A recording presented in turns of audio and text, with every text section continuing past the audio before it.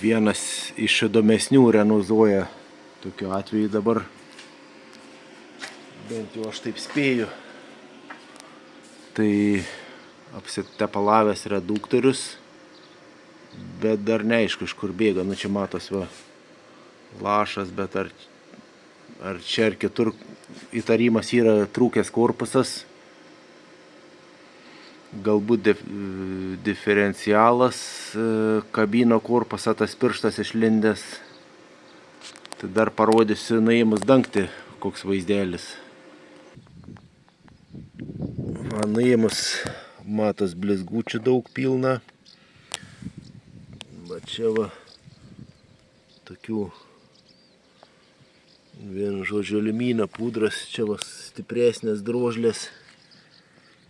Nu, jį turi tam reduktoriui bus prasti reikalai. Bet pats tepalas toksai pasisiva skaidrus, švarus. Nes tam automobiliui ne taip seniai reduktoriui aš keičiau tepalus. Bet čia pasirodo vidai kažkur bus problema, nu tai ką. Imsim žemėn reduktorių, ieškosim problemas. Pabandysim iš reduktoriaus išleist alyvą, gal daugiau drožlių pasimatys, kiek čia pridrožė. Ui. Aliuminė pudra. Nieko gero.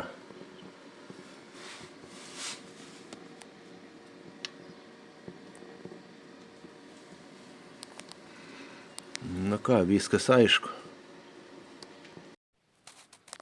Nu va, variklis jau užluptas. Lupsim reduktorių ir lauk. Tik tai matos viduje irgi ten jau dantračiai paėsti. Bet kas keišiausia, dar pusašis negalim ištraukti. Tiek užėdė galus, negalėjau pusašį ištraukti. O tiek paėjo ir viskas, daugiau neina. Tai teko lupti visų pusašių.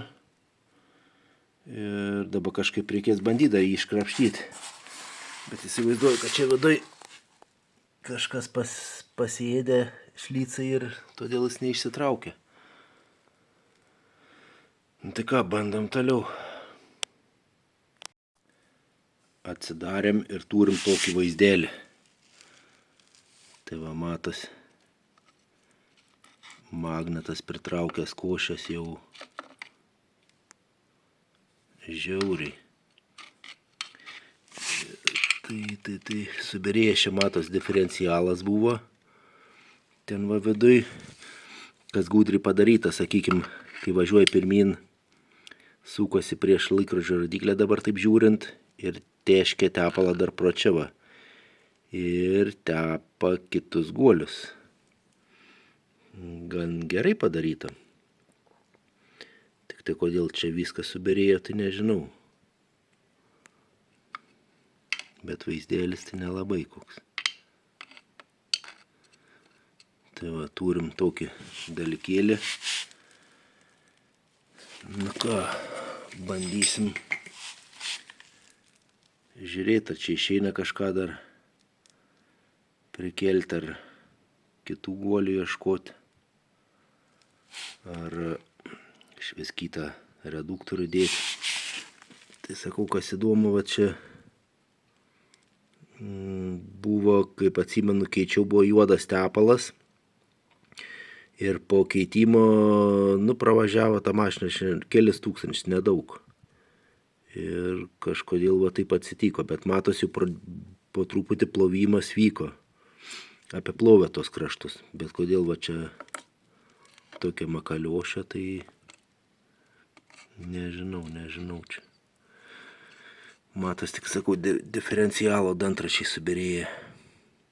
Kažkodėl tai. Dar labiau papylus reduktorių paaiškėjo, kas buvo, tai čia va yra golėvietės subirėjo goliukas ir iš tų ritinėlių kažkas pakliuvo į diferencialą tarp dantračių. Trūko diferencialą va šitas pirštas pertrūkęs va. Vienu žodžiu susimalė viskas, tai vat, o mano teorija tokia, kad va tas va subirėjo, nes turiu tinėlį va ten krūvą pribirėjus. Kaltininkas viso šito. Nes pirštas, nu, gal ir gerai čia padarytas tokia sprauklė laiko, nemanau, kad ten čia išsprūdus buvo. Tai va, viskas aišku, kame čia reikalas buvo, dabar jau turim kitą dėžę iš tos pačios, man atrodo, nieko nebetgaivinsim. Dėsim kitą dėžę ir viskas, nu kas belieka. Bet tuo pačiu, aišku,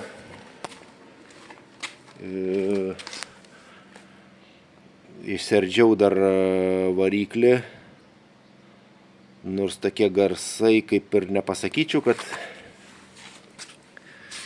labai blogi būtų, bet toks guolis, na, biškį tarybų man kėlė, tai tuo pačiu keičiam guolius, NTN originalą ir, kaip sakant, jau suksis toliau tas variklis. Dabar nemažai pravažiavusi, dar tiek pat turėtų pravažiuoti su originaliais guoliais.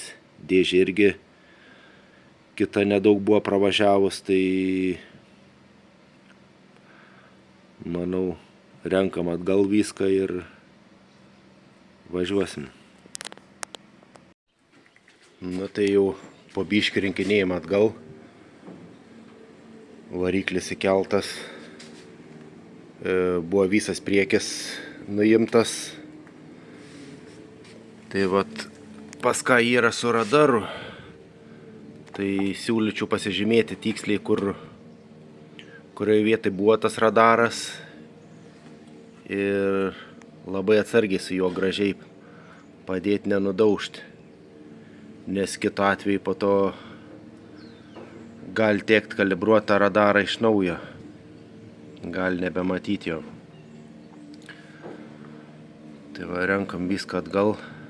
Dar čia radiatorių reikia prasipūst, biškį prasivalyti. Nes mato šiaudų pririnkęs. Ir surinkus bandysim paleidinėti. Nu va, viskas tvarkoj. Išbandyta. Kondiškė veikia, šildymas veikia. Beliko ratus tik uždėti. Klaidų jokių nėra.